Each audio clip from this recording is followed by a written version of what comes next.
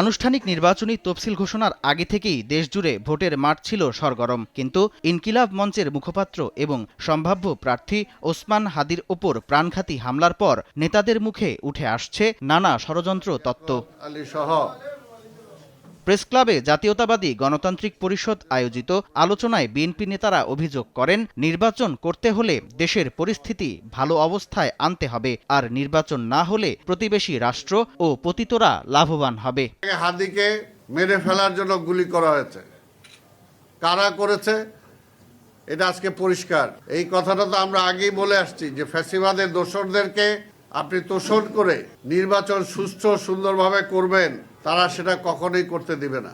সঠিকভাবে কাজে লাগাতে না পারি, নির্বাচনটাকে সুষ্ঠু করতে না পারি, এর পূর্বে যদি পরিবেশ ঘোলাটে হয়, তাহলে কিন্তু গণতন্ত্রের ভবিষ্যৎ কি হবে সেটাও কিন্তু আজকে প্রশ্নের সম্মুখীন।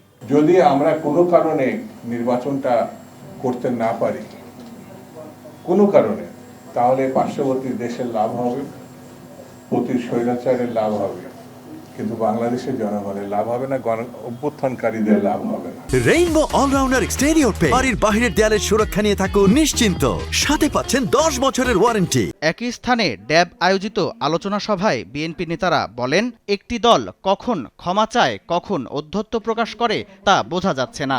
আপনাদের ক্ষমা এবং আপনাদের ঔদ্ধত্য কখন যে কোনটা প্রকাশ পায় এটা বলা খুব একটা মুশকিল, বোঝা খুবই মুশকিল কখন আপনারা কি করবেন।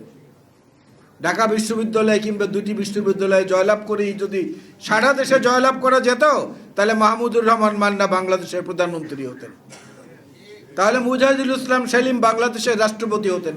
বাংলাদেশের মানুষের চরিত্র এমন, মানুষ কিন্তু অনাহারে থাকতে রাজি আছে, কিন্তু মানুষ কথা না বলে থাকতে রাজি।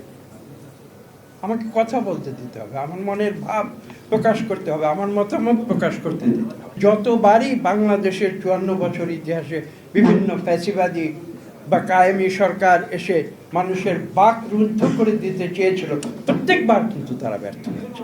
সকল ষড়যন্ত্র প্রতিরোধ করে সুষ্ঠু নির্বাচন আয়োজনে সকলকে ঐক্যবদ্ধ থাকার আহ্বান জানান বিএনপি নেতারা।